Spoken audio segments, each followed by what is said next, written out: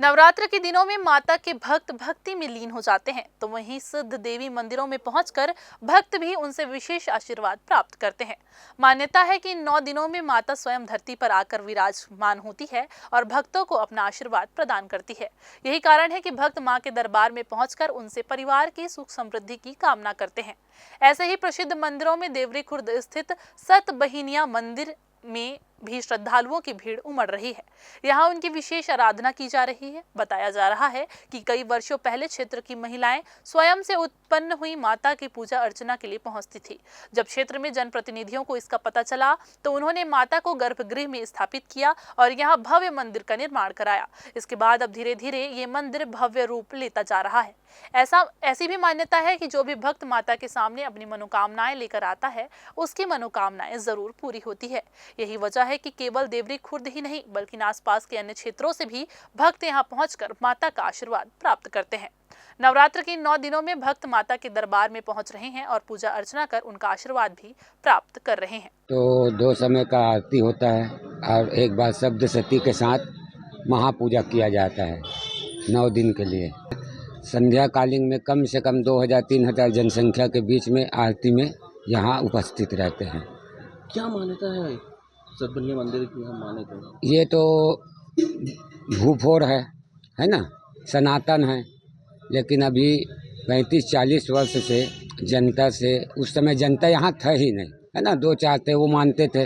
धीरे धीरे सब बसने लगे हैं और इसलिए सबका मनोरथ पूरा हो रहा है। जो भी मांगना चाहते हैं सबको मनोरथ पूरा हो रहा है, इसलिए आज ये जगह और आनंदित हो रहा है। दूर दूर से लोग आने लगे हैं। माता जी तो स्वयंभू है, स्वयं निकली हुई है और आज से लगभग 28-32 साल हो गए मेरे जानते हुए।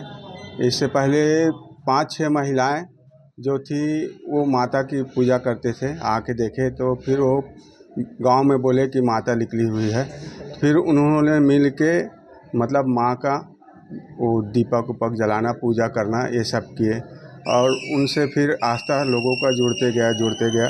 फिर धीरे धीरे मतलब गांव के सरपंच जो कृष्ण कुमार कश्यप हैं और IP सोनी हैं थे, वो सब जुड़ने लग गए और पंचू सिंह नेताम, वैसे करके फिर हमारे लक्ष्मी भैया, ये सब जुड़ने लगे। जुड़ के आगे बढ़ाते गए और उस समय महिलाओं द्वारा 5 ज्योति कलश जलती थी।